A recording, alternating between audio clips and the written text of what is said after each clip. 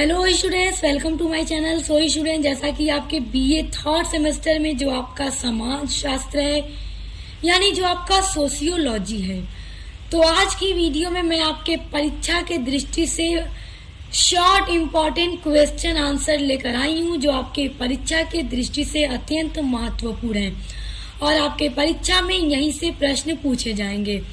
क्योंकि देखिए, आपका जो पेपर में वेरी शॉर्ट और शॉर्ट क्वेश्चंस होता है, जो शॉर्ट क्वेश्चंस होता है वेरी शॉर्ट, वो एक क्वेश्चन 2 मार्क्स का होता है। तो आपके 10 क्वेश्चंस दिए जाते हैं वेरी शॉर्ट में, तो आप उनको पूरा एकदम सही लिखेंगे तो आपके 20 मार्क्स आपको फौरन मिल जाते हैं। और शॉर्ट क्वेश्चंस में जो मार्क्स होते हैं वो पूरे मिलने के चांसेस ज़्यादा होते हैं। तो आज की वीडियो में जितने भी मैं क्वेश्चंस आपको बताने वाली हूँ सभी बहुत ही महत्वपूर्ण है आपके एग्जाम के लिए, और साथ ही साथ मैं आपके क्वेश्चन के साथ साथ उनके आंसर को भी बताऊंगी। तो चलिए वीडियो को स्टार्ट करते हैं। वीडियो स्टार्ट करने से पहले एक बात और आपको कह दूं कि आपके बीए थर्ड सेमेस्टर समाजशास्त्र की जो आपका नया सिलेबस है एनईपी 2020 के अकॉर्डिंग, तो उसकी 1 से लेकर जो 8 तक की सभी यूनिट्स हैं वो पूरी यूनिट्स के एक एक टॉपिक को मैं पूरा कंप्लीट करवा चुकी हूँ। तो आप लोगों ने अभी तक पढ़ा नहीं है तो मैं आपको थर्ड सेमेस्टर सोशियोलॉजी के प्लेलिस्ट की लिंक इसी वीडियो के डिस्क्रिप्शन बॉक्स में दे दूंगी। तो इस वीडियो को पूरा वॉच करने के बाद आप लोग प्लेलिस्ट डिस्क्रिप्शन बॉक्स में दी गई प्लेलिस्ट की लिंक को ओपन करके अपने पूरी यूनिट्स को जरूर पढ़ लीजिएगा, क्योंकि आपको अपनी पूरी यूनिट्स पढ़ना बहुत इंपॉर्टेंट है। चलिए स्टार्ट करते हैं और आपके इम्पोर्टेंट क्वेश्चंस को देखते हैं। देखिए, आपका पहला प्रश्न है सामाजिक परिवर्तन को परिभाषित कीजिए। देखिए, आपको सामाजिक परिवर्तन के बारे में ही पढ़ना है आपके थर्ड सेमेस्टर समाजशास्त्र में। तो देखिए, किंग्सले डेविस के अनुसार एक परिभाषा है, ये इसको डिफाइन करते हैं कि सामाजिक परिवर्तन का अर्थ केवल वे परिवर्तन होते हैं जो सामाजिक संगठन अर्थात समाज के ढांचे और कार्यों में होते हैं। यानी कि समाज में जितने भी समाज का संगठन है, जो समाज का ढांचा है, समाज में होने वाले जो कार्य हैं, अगर उनमें हमें बदलाव दिखता है तो वो एक सामाजिक परिवर्तन है। देखिए, मैंने इन सभी को पूरा डिटेल में पढ़ा दिया है। आप पूरा इनको डिटेल में पढ़ना चाहते हैं तो अपनी यूनिट्स को जरूर पढ़िएगा, प्लेलिस्ट को जरूर चेक कीजिएगा। अगला आपका प्रश्न है सामाजिक परिवर्तन की 2 विशेषताएं लिखिए। देखिए, आपका जो पेपर में प्रश्न पूछा जाएगा वो इसी तरह से पूछा जाएगा, तो आपको उत्तर लिखना है कि देखिए, सामाजिक परिवर्तन व्यक्ति से संबंधित नहीं होता है, क्योंकि जो समाज में परिवर्तन होता है वो समाज के कार्य में, समाज के ढांचे में, समाज के संगठनों में परिवर्तन होता है, ना कि समाज में रहने वाले व्यक्तियों से। यानी कि समाज में रहने वाले व्यक्तियों से ये परिवर्तन संबंधित नहीं है। ये परिवर्तन देखिए, सामाजिक परिवर्तन सामुदायिक परिवर्तन से संबंधित होता है। ओके, जो सामाजिक कार्य ढांचे में परिवर्तन ले आता है वही सामाजिक परिवर्तन कहलाता है। तीसरा है सांस्कृतिक परिवर्तन क्या है। देखिए, सामाजिक परिवर्तन और सांस्कृतिक परिवर्तन में बड़ा अंतर है। सांस्कृतिक परिवर्तन वो होता है जिसमें सांस्कृतिक परिवर्तन विश्वास, कला, धर्म, साहित्य एवं भाषा आदि में जो परिवर्तन होते हैं, तो इससे क्या है कि समाज की जो संस्कृति है उसी के पक्षों में परिवर्तन हो रहा है। समाज की यही तो संस्कृति होती है कि समाज में लोगों का क्या विश्वास है, लोगों का साहित्य, लोगों का धर्म, लोगों की भाषा, लोगों का रहन सहन कैसा है, इसमें परिवर्तन आ जाए तो वो समाज के कल्चर में यानी उसकी संस्कृति में परिवर्तन आता है, उसी को सांस्कृतिक परिवर्तन कहते हैं। अगला इंपॉर्टेंट क्वेश्चन है प्रौद्योगिकी किसे कहते हैं। तो देखिए, हेडिंग डालकर ही एग्जाम में लिखिएगा। हमारे किसी भी उद्देश्य, देखिए हमारा अगर कोई उद्देश्य है या फिर उद्देश्यों को पूरा करने के लिए जो भी हमारे पास साधन है और उन साधनों के लिए जो भी उपकरण है हमारे पास, जो भी पार्ट्स हैं अथवा ज्ञान को ही प्रौद्योगिकी कहते हैं। जैसे मान लीजिए, अगर हमें वॉशिंग मशीन बनाना है तो वॉशिंग मशीन बनाना हमारा उद्देश्य है, तो उसको बनाने के लिए उसके साधन के जो भी उपकरण हैं और जो भी हमारे पास नॉलेज है कि किस तरह से हम इस वॉशिंग मशीन को बनाएंगे, वही हमारा प्रौद्योगिकी कहलाता है। देखिए, जितने भी यहाँ पे प्रश्न आ रहे हैं सभी आपके सिलेबस की यूनिट्स के टॉपिक हैं और पूरे टॉपिक को मैंने डिटेल में पढ़ा रखा है, वो भी पूरा नोट्स के साथ। तो पढ़ना चाहते हैं तो डिस्क्रिप्शन बॉक्स में दी गई प्लेलिस्ट की लिंक को जरूर ओपन कीजिएगा। देखिए अगला क्वेश्चन है, सामाजिक परिवर्तन में प्रौद्योगिकी के 4 प्रभाव बताइए। सामाजिक जो परिवर्तन होता है उसमें प्रौद्योगिकी के क्या प्रभाव पड़ते हैं। पहला प्रभाव ये है कि ग्रामीण उद्योग धंधों का नाश हो जाता है। दूसरा ये है कि व्यक्तिवादी की भावना का विकास होता है। तीसरा कि मानसिक चिंता और रोग भी उत्पन्न हो जाते हैं। उसके बाद अगला है सामुदायिक जीवन का ह्रास भी होता है। तो इन सभी को डीपली मैंने पढ़ा रखा है यूनिट्स के अंदर, तो आप पढ़ लीजिएगा, क्योंकि वेरी शॉर्ट में तो आपको इसी तरह से आंसर देना होगा। और मैं आज की वीडियो में सिर्फ आपको शॉर्ट क्वेश्चंस के आंसर ही बता रही हूँ जो आपके एग्जाम में आपसे पूछे जाएंगे। यहीं से प्रश्न आएंगे, इससे बाहर कुछ भी नहीं आएगा। देखिए अगला है सामाजिक परिवर्तन के आर्थिक कारक क्या है। देखिए समाज में जो परिवर्तन हो रहा है उसके आर्थिक जो कारक हैं वो क्या होते हैं। पहला कारण ये है कि परिवार के आकार में कमी हो जाती है, इससे भी सामाजिक परिवर्तन होता है। दूसरा ये कि स्त्रियों की स्थिति में सुधार होना। तीसरा कारण ये है कि विवाह के स्वरूप एवं उद्देश्यों में भी परिवर्तन होता है, ये भी सामाजिक परिवर्तन का एक आर्थिक कारक है। और चौथा कारक ये है कि संयुक्त परिवार का विघटन हो जाता है, संयुक्त परिवार खत्म होने लगता है।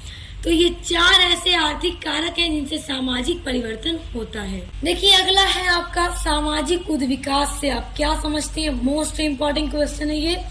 सामाजिक उद्विकास ये भी आपके सिलेबस में आपके यूनिट नंबर 2 में आपका ये टॉपिक आता है। इसको भी पूरा डिटेल में करवा चुकी हूँ, पूरा नोट्स के साथ। तो पूरा डिटेल में पढ़ना चाहते हैं तो प्लेलिस्ट की लिंक जरूर देखिएगा।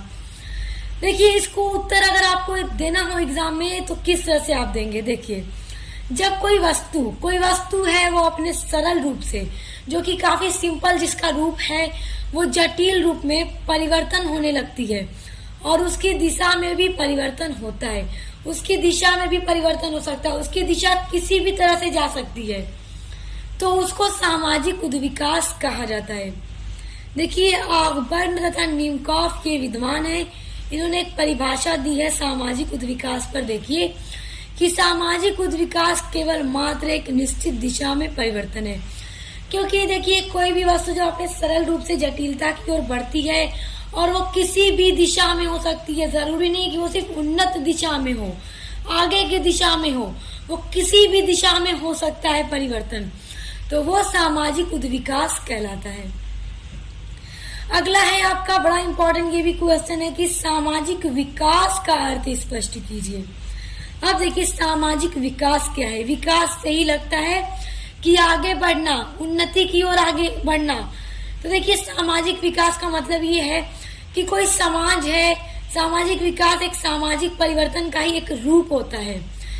जब समाज में परिवर्तन आ रहा है तो सामाजिक विकास भी जब हो रहा है, समाज में जब विकास हो रहा है तो समाज में परिवर्तन हो रहा है, जो अपेक्षाकृत सरल समाज को उन्नत दिशा की ओर ले जाता है। मान लीजिए ये कोई एक समाज है, अब इस समाज में काफी ज्यादा अच्छाइयाँ हो रही हैं, काफी समाज के लोग विकास कर रहे हैं, नई नई टेक्नोलॉजीज ले आ रहे हैं, नए नए चीजें बना रहे हैं। तो क्या है, उनका समाज पीछे की तरफ नहीं आगे की तरफ बढ़ रहा है, प्रोग्रेस की तरफ जा रहा है, उन्नत दिशा की ओर बढ़ रहा है और समाज विकसित हो रहा है, तो उसे ही सामाजिक विकास कहा जाता है। तो इसी तरह से आपको एग्जाम में उत्तर लिखना है। अगला इंपॉर्टेंट क्वेश्चन है आपका, ये आपके वेरी शॉर्ट में जरूर पूछा जाएगा कि सामाजिक प्रगति क्या है। देखिए सामाजिक प्रगति परिवर्तन का ही एक अंग है। जिस तरह सामाजिक विकास परिवर्तन का एक रूप होता है, उसी तरह सामाजिक जो प्रगति है वो भी परिवर्तन का ही एक रूप होता है। देखिए जो मनुष्य है वो समाज में ही रहता है, मनुष्यों के बिना समाज नहीं है। तो अगर समाज है तो मनुष्यों का होना इम्पोर्टेंट है और मनुष्य ही अपने समाज को आगे बढ़ाता है। तो देखिए मनुष्य अपने समाज को आगे बढ़ाने के लिए दिन रात मेहनत करता है और मनुष्य ही अपने समाज को प्रगति की दिशा की ओर लेकर आगे बढ़ता है। तो इसका उत्तर आप किस तरह लिखेंगे एग्जाम में कि प्रगति सामाजिक परिवर्तन का ही एक अंग होता है और बिना परिवर्तन हुए प्रगति संभव नहीं है। देखिए समाज है, समाज के लोग मेहनत कर रहे हैं, अपने समाज को आगे बढ़ाना चाहते हैं, उसको प्रगति के शिखर पर पहुंचाना चाहते हैं, तो वो मेहनत करेंगे तो उनके समाज में परिवर्तन आएगा। परिवर्तन देखिए दो तरह का होता है। एक परिवर्तन इस तरह का होता है जो किसी भी दिशा में हो सकता है।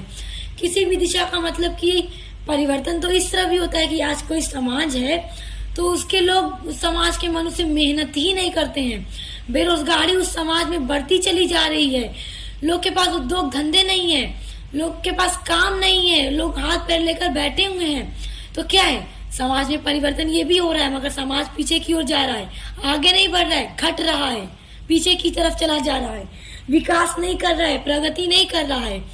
तो इसीलिए कि देखिए परिवर्तन के बिना प्रगति नहीं हो सकती, किंतु परिवर्तन किसी भी दिशा में हो सकता है, उन्नत दिशा में भी और नीचे जाने की दिशा में भी। और प्रगति के लिए आवश्यक उद्देश्य होना चाहिए।